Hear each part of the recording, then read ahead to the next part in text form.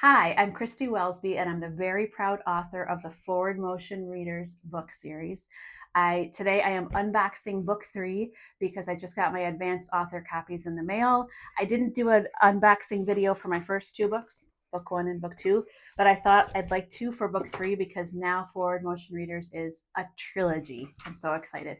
Before I open it though, I did cut it open. I just haven't looked yet. I wanted to thank everyone for their support and to ask you to kindly share this video with anyone with a beginning reader at home, with English as a new language, or as anyone with a reader with dyslexia. That's what these books are designed for. Think of Forward Motion Readers as training wheels for your reader. They need them for a period of time and then they may not need them again, or they need them for a while, and that's okay too. Um, so thank you so much for that. I feel I am just the vessel from which these books are birthed into the world. That's how strongly I feel about it. So thank you so much for sharing my vision of literacy and justice for all. Okay, I'm going to open it. Book 3.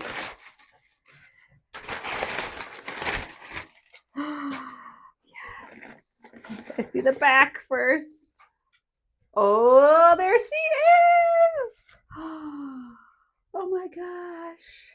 All I've wanted to do is this, is hold all 3 of them together. Wait, 1, 2, 3. Wait, is this backwards?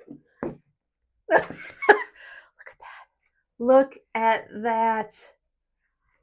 Oh, let me show you just a little in the book. Oh my gosh, I'm so excited.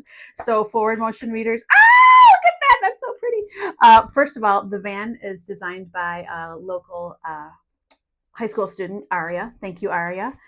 And let me just show you a few awesome things that I'm so proud of in the book.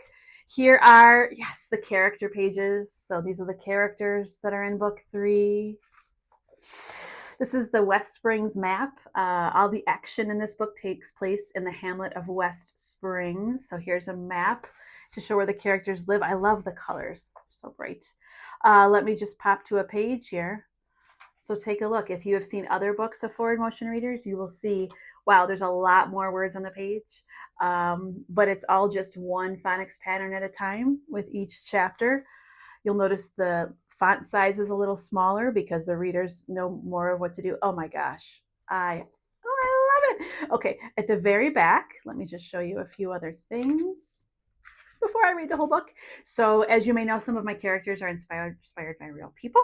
So here are the character inspirations, the real people who kindly let me use their name and their likeness and either their personality or not their personality at all. Thank you so much for that. And I also wanted to show you, so West Springs, where this takes place, is not a real place, but it's inspired by 2 very real places to me, which are Springville, New York and East Aurora, New York. So West Springs, in my mind, is a combination of those places. And the motto for West Springs is, when you are here, you are home. And I hope that you, dear readers, find a place wherever you are home as well. Thank you.